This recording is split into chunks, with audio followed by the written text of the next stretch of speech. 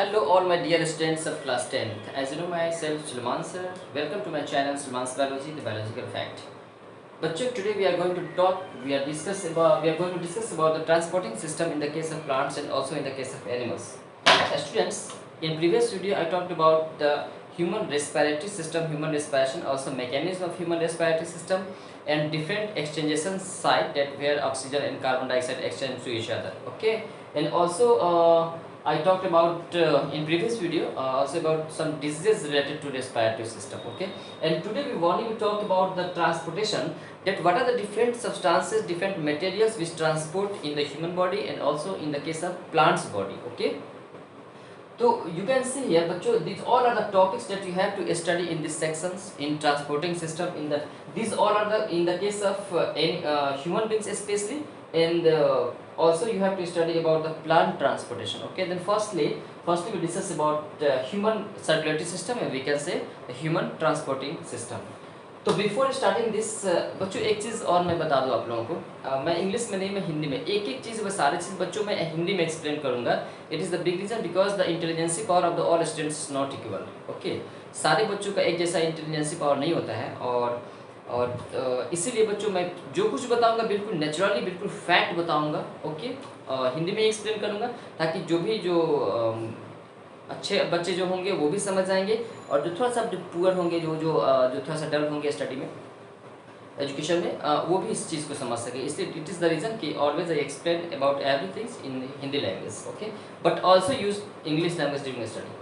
तो बच्चों firstly we discuss about the introduction, that what is transporting system, what is transportation. तो बच्चों हम लोग बात करेंगे बच्चों, चाहे वो प्लांट्स केस में हो या एनिमल्स केस में हो. आपको मालूम है बच्चों, फर्स्ट में आप लोगों को याद होगा कि लाइफ प्रोसेस के अंदर जो टॉपिक मैं बताया था न्यूट्रिशन से बच्चों आप लोगों को मालूम होगा कि बहुत सारे जो हम लोग खाना पीना जो खाते हैं, खाने के बाद वो डाइजेशन के बाद जो हम लोग इंजेक्शन कर रहे थे, इंजेक्शन के बाद बच्चों डाइजेशन जो स्टेप हो रहा था, डाइजेशन के बाद हो रहा था एब्जॉर्प्शन. आप लोगों को याद होगा. तो बच्चों एब्जॉर्प्शन कहाँ, स्मॉल इंटेस्टाइन में फूड पार्टिकल्स का हो रहा था after digestion with the help of enzymes.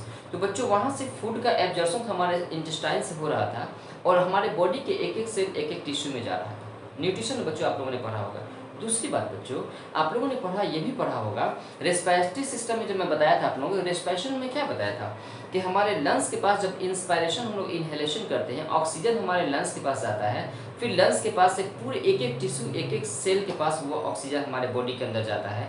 बच्चों यहाँ से कैसे हमारे बॉडी के डिफरेंट ऑक्सीजन जो जाता है वो कैसे फूड का ऑक्सीडेशन करने के लिए, ताकि हमारे बॉडी के अंदर एनर्जी बढ़ सके. तो बच्चों इंटेस्टाइन के पास से पूरे बॉडी के एक एक सेल टिश्यू में फूड का जाना. दूसरी बात, ऑक्सीजन हमारे लंग्स के पास से बच्चों एक एक सेल एक एक टिश्यू तक जाना. दो एग्जाम्पल हो गया. तीसरा बच्चों बात कीजिए, जब बच्चों न्यूट्रिशंस का जब फूड आइटम्स का जब ऑक्सीडेशन हमारे सेल्स में, हमारे टिश्यूज में होता है, तो वहाँ पे बच्चों आप लोगों को पता है कि glucose converted into C6H12O6 converted into H2O plus CO2 plus energy in the case of mitochondria. Already बच्चों आप लोगों को मालूम होगा ये चीज़. तो बच्चों वहाँ पे क्या होता है कि जो CO2 जो बनता है, CO2 is the harmful gases. तो वो क्या होता है, CO2 फिर वहाँ से कलेक्ट होकर फिर वह हमारे लंग्स तक आता है, एक एक टिश्यू, एक एक सेल से बच्चों वहाँ से कार्बन डाइऑक्साइड हमारे लंग्स तक आता है, फिर बॉडी से बाहर आता है, उसका भी ट्रांसपोर्टेशन हो रहा है. इसके बाद बच्चों आपको मालूम होगा कि मान लीजिए सपोज कीजिए कि आपके पैर में कोई भी दर्द है या पैर में बच्चों कोई जख्म हो गया, आप इंजेक्शन यहाँ पे लेते हैं. इंजेक्शन बच्चों हम लोग यहाँ पे लेते हैं, पैर का दर्द, जब पैर का जो वाउंड, जो कोई भी जख्म, इंजरी जो होता है वो ठीक हो जाता है. कैसे? आखिर बच्चों यहाँ से हम लोग इंजेक्शन लिए, वो केमिकल सब्सटेंसेस, वो मेडिसिन, वो ड्रग्स, वो वहाँ तक कैसे पहुँचा? कुछ तो हमारे बॉडी के अंदर ऐसा हो रहा है जो यहाँ से वहाँ ट्रांसपोर्ट कर रहा है, उसको वहाँ तक पहुँचा रहा है. तो बच्चों इसके साथ साथ और भी बच्चों हमारे बॉडी के अंदर बहुत सारे डिफरेंट हार्मोन्स होते हैं. उस हार्मोन्स का जो ट्रांसपोर्टेशन हमारे बॉडी के अंदर, जैसे हम बच्चों क्लास 8 में एंड ऑल्सो क्लास 10 में भी आप लोग पढ़ेंगे, जब मैं कंट्रोल कोऑर्डिनेशन में बताऊंगा आप लोगों को, उसमें आप लोगों को इंडोक्राइन सिस्टम के बारे में बच्चों आप लोगों को जानना है. तो क्लास 8 की बात थोड़ी सी आप लोगों को याद होगा कि बच्चों there are different types of endocrine glands present in the animals body, also in the case of human beings including. तो बच्चों डिफरेंट जो hormones just like the growth hormone,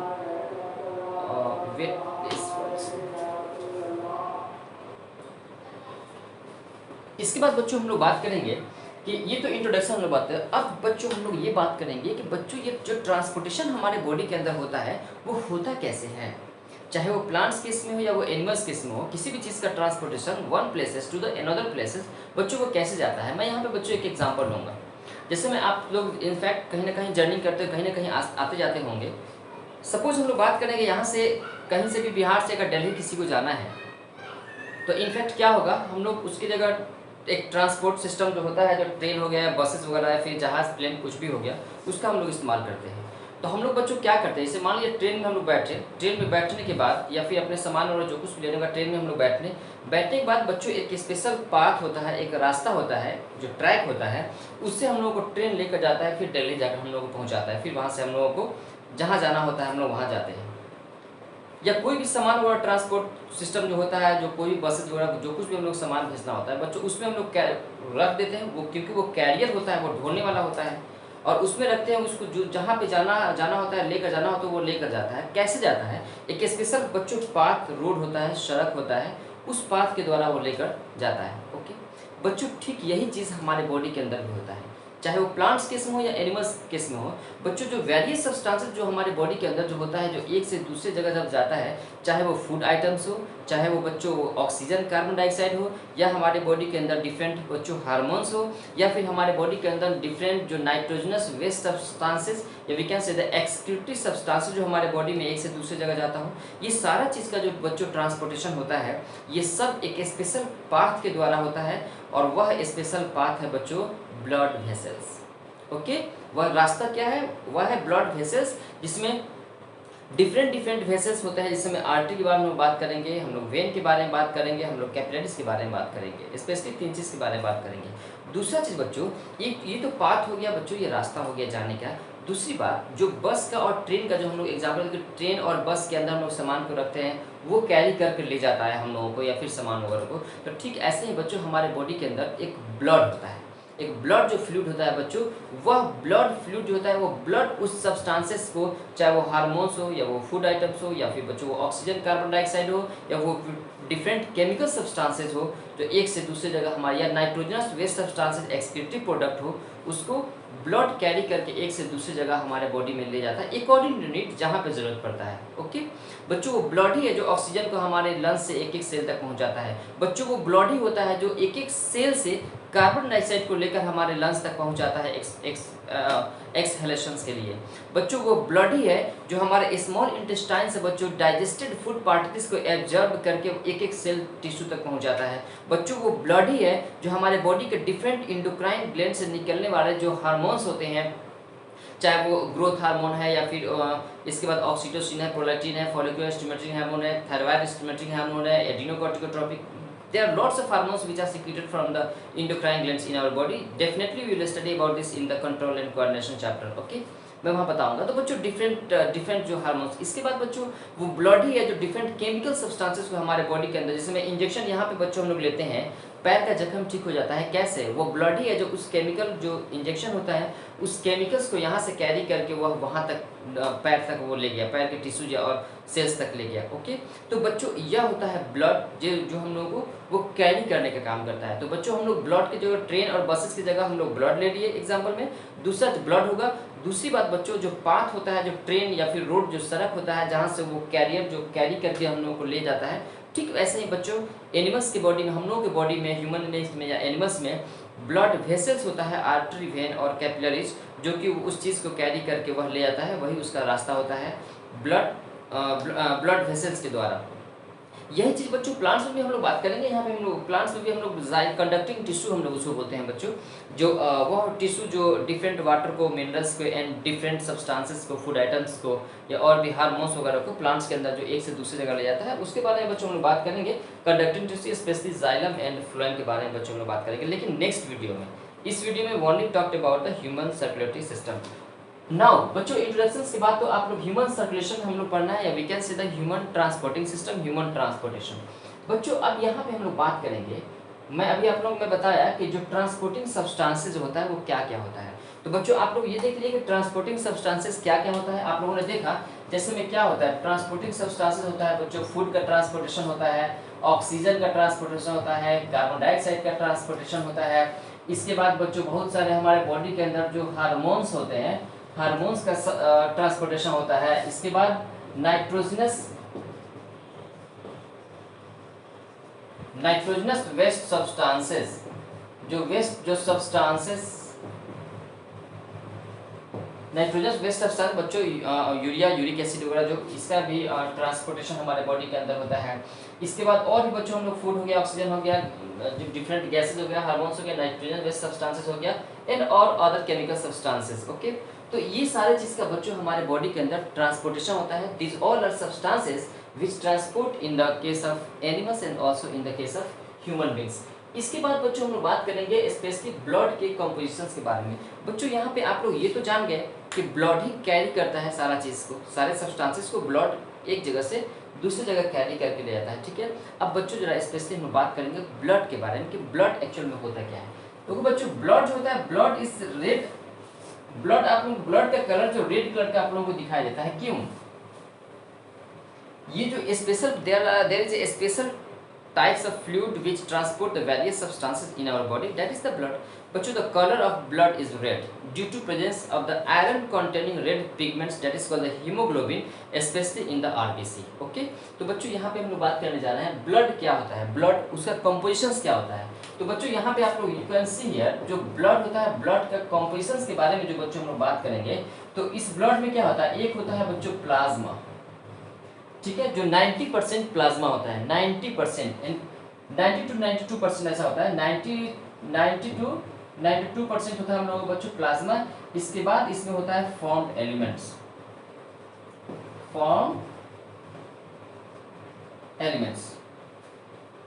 या फिर बच्चों हम लोग ब्लड कैप्सूल्स भी हम लोग लिख सकते हैं इसको। फॉर्म्ड एलिमेंट्स में बच्चों क्या क्या आता है, इसमें आता है आरबीसी, इसके बाद बच्चों आता है डब्ल्यूबीसी, इसके बाद आता है प्लेटलेट्स। तो बच्चों ये सब ब्लड का कंपोजिशन मैं आप लोगों को बता रहा हूँ कि ब्लड के अंदर बच्चों 90 to 92% प्लाज्मा होता है, और इसके बाद बच्चों 8 to 10% जो होता है वह फॉर्म्ड एलिमेंट्स होता है। वह फॉर्म्ड एलिमेंट्स बच्चों क्या है, वह आरबीसी होता है, वह डब्ल्यूबीसी होता है। आरबीसी हम लोग कह सकते हैं, आरबीसी को हम लोग दूसरा एक और नाम से बच्चों हम लोग जानते हैं, उसको हम लोग बोलते हैं एरिथ्रोसाइट्स, एरिथ्रोसाइट्स के हम लोग नाम से जानते हैं। डब्ल्यूबीसी को बच्चों हम लोग ल्यूकोसाइट्स के नाम से हम लोग जानते हैं, ल्यूकोसाइट्स भी हम लोग कह सकते हैं इसको। इसके बाद प्लेटलेट्स होता है, जो प्लेटलेट्स होता है इसको हम लोग दूसरा नाम से हम लोग थ्रोम्बोसाइट्स के नाम से हम लोग जानते हैं, प्लेटलेट्स को हम लोग थ्रोम्बोसाइट्स के नाम से हम लोग जानते हैं। तो बच्चों ये होता है ब्लड का कंपोजिशंस, ठीक है। प्लाज्मा जो कि विस्कस फ्लूइड होता है, ठीक है, 90-92%। इसके बाद सॉरी एक्सट्रीमली सॉरी बच्चों, यहाँ पे थोड़ा सा मिस्टेक्स हो गया मुझे। 55% बच्चों इसमें प्लाज्मा होता है। एक्सट्रीमली सॉरी फॉर दिस, खैर टीचर है, मैं भी इंसान हूँ, गलती हो जाती है। 55% बच्चों प्लाज्मा होता है, और यहाँ पे हम लोग जो बात करेंगे बच्चों, ये होता है 45% फॉर्म्ड एलिमेंट्स होता है और 55% प्लाज्मा होता है। इसके अंदर बच्चों प्लाज्मा के अंदर हम लोग बात करेंगे ना कि वाटर होता है, इसमें वाटर होता है 90 to 92%, और बाकी जो बच्चों होता है वह होता है प्रोटीन, उसको प्लाज्मा प्रोटीन के नाम से हम लोग जानते हैं, प्लाज्मा प्रोटीन। और प्लाज्मा प्रोटीन होता है बच्चों वह 8 to 10%। ओके, तो ये होता है बच्चों ब्लड का कंपोजिशंस। प्लाज्मा हो गया, फॉर्म्ड एलिमेंट्स हो गया, इसको हम लोग कर्पल्स के नाम से हम लोग जानते हैं। इसमें बच्चों फॉर्म्ड एलिमेंट्स में आरबीसी। अब बच्चों देखिए आरबीसी क्या होता है, इसी आरबीसी के अंदर बच्चों एक रेड आयरन कंटेनिंग पिगमेंट होता है, that is called the haemoglobin. वह क्या होता है, जो पिगमेंट्स होता है इसके अंदर, उस पिगमेंट का नाम है बच्चों हीमोग्लोबिन।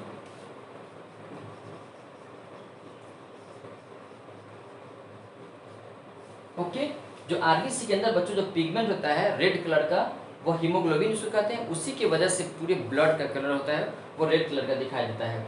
दूसरी बात बच्चों, थोड़ा सा हम लोग बात करेंगे डब्ल्यूबीसी के बारे में। बच्चों डब्ल्यूबीसी क्या करता है? डब्ल्यूबीसी हमारे बॉडी को डिफेंस सिस्टम में हेल्प करता है।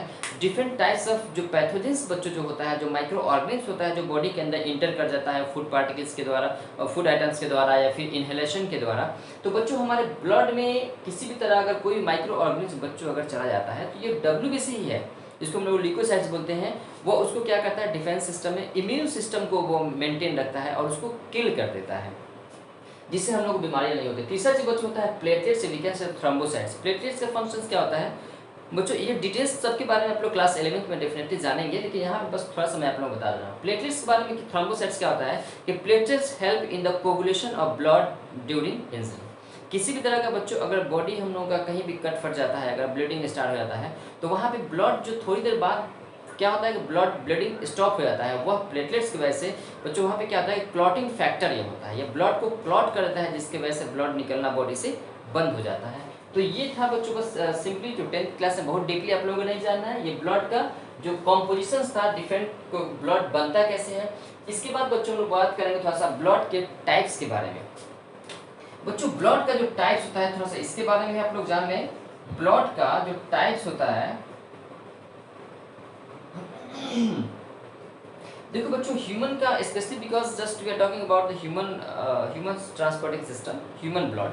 तो बच्चों देखो 4 डिफरेंट टाइप्स होता है ब्लड का। एक होता है जैसे में ए होता है, इसके बाद बच्चों बी होता है, तीसरा ए बी होता है और चौथा ओ होता है। तो बच्चों ये 4 डिफरेंट टाइप्स होता है ब्लड का, ग्रुप होता है, इसको हम लोग कह सकते हैं ग्रुप। एक तो होता है ए हो गया, बी ब्लड ग्रुप हो गया, ए बी ब्लड ग्रुप हो गया और ओ ब्लड ग्रुप हो गया। लेकिन यहाँ पे 4 तो आप लोगों को आई थिंक मालूम होगा, लेकिन बच्चों यहाँ पे एक और चीज़ मैं बताना चाहूँगा कि आप लोग पॉजिटिव निगेटिव डेफिनेटली आप लोग सुने होंगे। पॉजिटिव निगेटिव एक्चुअल में बस इतना सिर्फ जान लीजिए कि एक स्पेशल रिसर्च मांग के उसको रिसर्च एक तरह का बच्चों बस इतना जान लो कि एंटीजेंस होता है कि जिस ब्लड में जिस ग्रुप में वह स्पेशल टाइप्स का जो एंटीजेंस होता है वह जो प्रेजेंट रहेगा तो उसको हम लोग ब्लड को पॉजिटिव कहेंगे। अगर बच्चों वह एंटीजन उस ब्लड में नहीं रहेगा तो उसको हम लोग निगेटिव बोलेंगे। और वह एंटीजन ऑलमोस्ट सब में होता है, A positive A negative, A B positive A B negative, O positive O negative. Okay, तो ये सब बस due to presence of the special types of antigens जो कि एक बंदर में था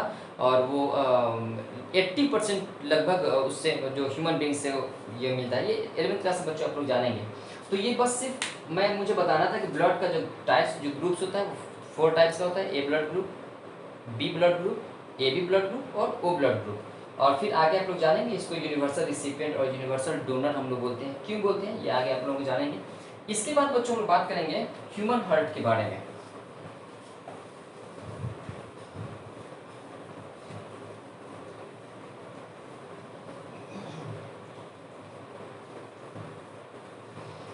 अब बच्चों हम लोग बात करने जा रहे हैं सॉरी टाइप्स हो गया ब्लड वेसल्स के बारे में। ब्लड वेसल्स क्या है बच्चों? जैसे मैं बताया हम लोग ब्लड वेसल्स होता है, ब्लड वेसल्स देखो स्पेशली 3 तरह का ब्लड वेसल्स हमारे बॉडी के अंदर होता है। एक होता है आर्टरी, दूसरा होता है वेन और तीसरा होता है कैपिलरीज। बच्चों आर्टरी जो होता है ये हमारे बॉडी के इंटायर में होता है। ये अपर सरफेस आप लोग देखेंगे अपने हाथ के स्किन पे, तो स्किन के जस्ट नीचे आप लोग एक ग्रीन कलर का ब्लू कलर का जो कलर दिखाई देता है एक्चुअल में वो वेन होता है बच्चों, ठीक है। आर्टरी हम लोग की बॉडी की स्किन के नीचे मस्कुलर मसल्स में होता है। तो आर्टरी जो होता है इसका कलर कैसा होता है? इसका कलर बच्चों होता है रेड कलर का। जनरली आर्टरी जो होता है कैसा होता है? यह रेड होता है। दूसरी बात ये कैरी करता है, क्या कैरी करता है बच्चों? तो ये हमेशा ऑक्सीजनेटेड ब्लड को कैरी करता है। ऑक्सीजनेटेड ब्लड या बच्चों इसी को हम लोग कह सकते हैं यह प्योर ब्लड को कैरी करता है। ओके, या बच्चों एक और चीज हम लोग कह सकते हैं यहाँ पे कि यह ऑक्सी हीमोग्लोबिन ब्लड को, इस चीज़ के बारे में बच्चों में शायद आप लोगों को याद होगा रेस्पिरेटरी सिस्टम बच्चों मैं आप लोगों को बताया था कि हमारे लंग्स के पास जो आरबीसी के अंदर जो हीमोग्लोबिन होता है 1 haemoglobin can bind 4 with 4 oxygen. तो बच्चों जब ऑक्सीजन और हीमोग्लोबिन जब आपस में जब जुड़ते हैं तो उसको हम लोग ऑक्सी हीमोग्लोबिन बोलते हैं। तो बच्चों वह हम लोगों का आर्टरी कैरी करता है। वो कैसे करता है, जस्ट मैं फिगर के साथ मैं एक्सप्लेन करूँगा। तो ये आर्टरी का फंक्शन होता है बच्चों। इसके बाद होता है अच्छा, आर्टरी के बाद होता है बच्चों वेन। वेन क्या होता है? वेन का काम होता है बच्चों, यह जनरली ग्रीन कलर का, ग्रीन या ब्लू कलर का होता है। कलर चाहिए। इसके बाद बच्चों हम लोग यहाँ पे बात करेंगे, इसका काम होता है डीऑक्सीजिनेटेड।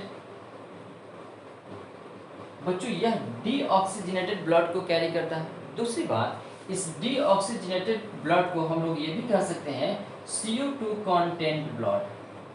CO2 कंटेंट ब्लड को कैरी करता है। इसको बच्चों एक और चीज हम लोग कह सकते हैं कि यह जनरली इम्प्योर ब्लड को कैरी करता है। ओके, इम्प्योर ब्लड को यह कैरी करता है। अच्छा बच्चों, इसके बाद कैपिलरीज क्या होता है? बच्चों कैपिलरीज क्या होता है कि यह कैपिलरीज हमारे ये वेन और आर्टरी से काफ़ी थ्रेड लाइक, बिल्कुल पतला पतला थ्रेड लाइक स्ट्रक्चर होता है। कैपिलरीज का ही बच्चों काम होता है एक एक सेल, एक एक टिश्यू तक ब्लड को ले जाना और फिर वहाँ से वो CO2 को, जो हार्मफुल सब्सटेंसेस है, सेल से टिश्यू को लेकर फिर हमारे वेन में और आर्टरी में मटेरियल्स को पहुंचा देना। तो एक तरह से हम लोग कह सकते हैं कि ये कनेक्टिंग पुल होता है, एक कनेक्टिंग है ये वेन और आर्टरी का। आर्टरी और वेन के बीच में ये कैपिलरीज काम करता है, जहाँ पे टिश्यूज और वेसल्स के टिश्यूज और सेल्स के बीच में जो डिफरेंट ऑक्सीजन और कार्बन डाइऑक्साइड को कैरी करने में वो हेल्प करता है। तो तीन ऐसी चीज़ें हैं, आर्टरी है, इसके बाद वेन्स है, इसके बाद बच्चों कैपिलरीज है। ये बस मेनली तीन चीज़ के बारे में आप लोगों को जानना है कैपिलरी। इसके बाद लेकिन बच्चों यहाँ मैं फिगर में ड्रॉ नहीं कर रहा हूँ, फिगर आप लोग बुक में ज़रूर देख लेंगे। ओके, इसके बाद बच्चों हम बात करेंगे ह्यूमन हार्ट के बारे में। ओके, कि बच्चों हमारे बॉडी के अंदर इंसान का जो हार्ट होता है, ह्यूमन हार्ट है, कैसे वर्क करता है। बच्चों बहुत ही आसान है। सबसे पहले आप लोग ह्यूमन हार्ट का एक उसके मैं फिगर अभी ड्रॉ करूँगा और उसमें बच्चों हम लोग सबसे पहले उसके चेम्बर के बारे में बात करेंगे। यू नो, जितने भी सारे बच्चों मैमल्स होते हैं, क्लास 9 में आप लोगों ने पढ़ा होगा कि जो, जैसे आप लोगों को याद होगा, पीसेस हो गया 2 चैम्बर, इसके बाद एम्फीबिया हो गया या फिर रेप्टाइल्स हो गया 3 चैम्बर एक्सेप्ट क्रोकोडाइल्स। इसके बाद बच्चों एप्स और मैमल्स हो गया 4 चैम्बर। तो हम लोग तो इनफेक्ट मैमल्स में आते हैं, तो हम लोग को 4 चैम्बर। तो बच्चों वो 4 चैम्बर का फंक्शंस क्या होगा, जैसे बच्चों you can see on my body, जैसे हम लोग का ये हार्ट का जो साइट होता है, थोरेसिक चैम्बर, जो थोरेसिक पार्ट होता है हमारे बॉडी का, we can say the thoracic chamber भी कह सकते हैं, चेस्ट चैम्बर भी कहते हैं। तो बच्चों yes just slightly tilted in the left side, यहाँ पे जो हार्ट होगा इसमें बच्चों 4 चैम्बर होगा। और वो 4 चैम्बर क्या होगा, एक होगा लेफ्ट अपर एट्रियम, इसके बाद जो होगा उसके जस्ट अपोजिट में राइट एट्रियम, इसका नीचे में होगा बच्चों लेफ्ट वेंट्रिकल्स और फिर राइट साइड में होगा राइट वेंट्रिकल्स। तो बस बच्चों एट्रियम और वेंट्रिकल्स ये चैम्बर होते हैं और लेफ्ट और राइट बस होते हैं कि लेफ्ट एट्रियम का अलग काम होता है, राइट एट्रियम का अलग काम होता है, लेफ्ट वेंट्रिकल्स का अलग काम होता है, राइट वेंट्रिकल्स का अलग काम होता है। बच्चों सिंपली मैं फिगर ड्रॉ करूँगा ही, लेकिन सिंपली आसान भाषा में समझ लो। पता है बच्चों क्या होता है, लेफ्ट एट्रियम क्या करता है, इसका फंक्शन समझ लो कि left atrium receive oxygenated blood या we can say the oxy haemoglobin blood from the lungs and pass to the left ventricles. Again just repeating कि left ventricles received oxygenated blood या pure blood from lungs and pass to the left ventricles. बच्चों left ventricles क्या करता है, left ventricles pumped with the high pressure, left ventricles pumped with high pressure to all over the body through the aorta। पूरे body में वो इतना pressure के साथ, वो हाई प्रेशर के साथ ब्लड को बच्चों लेफ्ट वेंट्रिकल्स पंप करता है। तो इसलिए लेफ्ट वेंट्रिकल्स का हम लोग फंक्शन लिखते हैं कि left ventricles pumped with high pressure of the blood to all over the body. Okay, पूरे बॉडी में। इसके बाद बच्चों राइट एट्रियम का हम लोग क्या फंक्शन लिखेंगे कि right atrium receive deoxygenated blood या we can say the CO2 content blood from all over the body. बच्चों पूरी बॉडी से right atrium CO2 content blood को रिसीव करता है और राइट वेंट्रिकल्स को पास कर देता है। और बच्चों राइट वेंट्रिकल्स क्या करता है कि right ventricles pumped with the low pressure. क्यों? क्योंकि बच्चों दोनों लंग्स के बीच में हार्ट होता है, बहुत दूर उसको पहुंचाना नहीं होता है।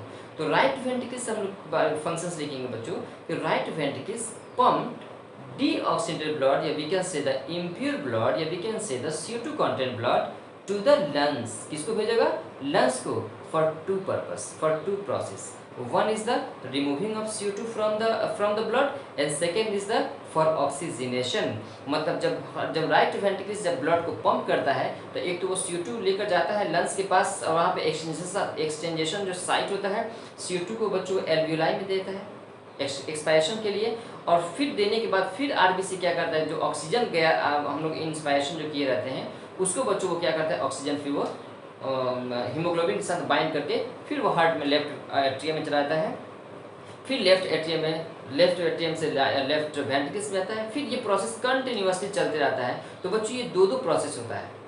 लेफ्ट वेंट्रिकल्स बच्चों जब पंप करता है ना तो वो आर्टरी के द्वारा ब्लड जाता है, इसीलिए हम लोगों का आर्टरी के बारे में लिखते हैं कि it carry the oxygenated blood.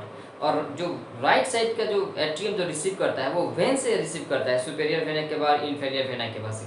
तो इसलिए बच्चों हम लोग उसको बोलते हैं राइट साइड, उसको इम्प्योर ब्लड को वो कैरी करता है। ओके, तो अब मैं ज़रा सा फिगर के साथ मैं बता दूँ आप लोगों को, इसको पॉज कर दूँ। बच्चों अब मैं आप लोगों को एक्सप्लेन कर रहा हूँ कि ह्यूमन हार्ट जो होता है वो किस तरीके से फंक्शन करता है, हमारे बॉडी के अंदर किस तरीके से काम होता है, ब्लड का सर्कुलेशन कैसे होता है। बच्चों उसको हम लोग पंपिंग ऑर्गन क्यों बोलते हैं और कैसे वो पंपिंग ऑर्गन के लिए काम करता है। बच्चों पता है आप लोगों को, it is the big reason कि जब इंसान का ह्यूमन बींग्स का जब ओरिजिनेशन जब होता है, जब जाइगोट से क्लास 10 में अभी क्लास 10 पढ़ ही रहे हैं आप लोग, 10 में पढ़ना है 12 में पढ़ना है। सबसे पहला जो बॉडी के अंदर ऑर्गन्स होता है ना, जब 1 महीने का जब बेबी जब होता है यूट्रस के अंदर, तो सबसे पहले हार्ट का फॉर्मेशन होता है बच्चों। तो सबसे पहले हार्ट का क्यों, क्योंकि वो बहुत ही इंपॉर्टेंट एक वाइटल ऑर्गन होता है, क्योंकि पूरी बॉडी में उसको सर्कुलेट करना होता है। तो उसको पंपिंग ऑर्गन का क्या फंक्शन है बच्चों, इसके बारे में जानो। तो इसमें हम लोग फर्स्टली हम लोग बात करेंगे, दिस इज द सारे पार्ट्स के बारे में जानिए। This is the lungs alveoli, जो कि रेस्पिरेटरी सिस्टम में आप लोगों ने पढ़ा होगा। बच्चों लंग्स के पास से क्या होता है कि ऑक्सीजन, लंग्स के पास से ऑक्सीजन क्या होता है कि हमारे पल्मोनरी वेन में जाता है, पल्मोनरी वेन में आता है। और बच्चों वेन से क्या होता है, पल्मोनरी वेन से हमारे लेफ्ट एट्रियम में आता है। लेफ्ट एट्रियम से बच्चों क्या होता है, यहाँ पे एक वाल्व होता है जिसको बोलते हैं बाइकास्पिड वाल्व। यहाँ से बाइकास्पिड वाल्व के द्वारा लेफ्ट एट्रियम से लेफ्ट वेंट्रिकल्स में ब्लड आता है, ऑक्सीजनेटेड ब्लड। और बच्चों लेफ्ट वेंट्रिकल्स काफ़ी हाई प्रेशर के साथ जब ये पंप करता है तो ये ओटा होते हुए हम लोग के आर्टरी में जाता है। आर्टरी में जाने के बाद ये क्या आता है, एक एक बॉडी एक एक सेल, बस सिर्फ मैं यहाँ पे एक टिश्यू, थोड़ा सा मैं टिश्यू दिखाया हूँ, बॉडी का टिश्यू या सेल हम लोग कहेंगे। तो एक एक सेल एक एक टिश्यू तक बच्चों ये ऑक्सीजन जाता है आर्टरी के द्वारा। और यहाँ पे जाने के बाद ऑक्सीजन का कॉन्सेंट्रेशन, क्योंकि मैं रेस्पिरेशन बच्चों में बता दिया था कि ये डिफ्यूजन प्रोसेस जो होता है, एक्सचेंजेशन ऑफ गैसेज ऑक्सीजन और कार्बन डाइऑक्साइड का due to different concentration of the oxygen and carbon dioxide, ठीक है, ये डिफ्यूजन प्रोसेस होता है अलग अलग कॉन्सेंट्रेशन होने की वजह से। तो बच्चों यहाँ पे क्या होगा कि ऑक्सीजन हमारे ब्लड के टिश्यूज में जाएगा, सेल्स में जाएगा। सेल्स के अंदर पहले से फूड ऑक्सीडेशन ग्लूकोज रहेगा, उसका स्प्लिटिंग होगा, फिर ग्लूकोज टूटेगा तो वो C6H12O6 converted into H2O plus CO2 plus energy. अब बच्चों वह जो CO2 बनेगा, CO2 हार्मफुल होगा।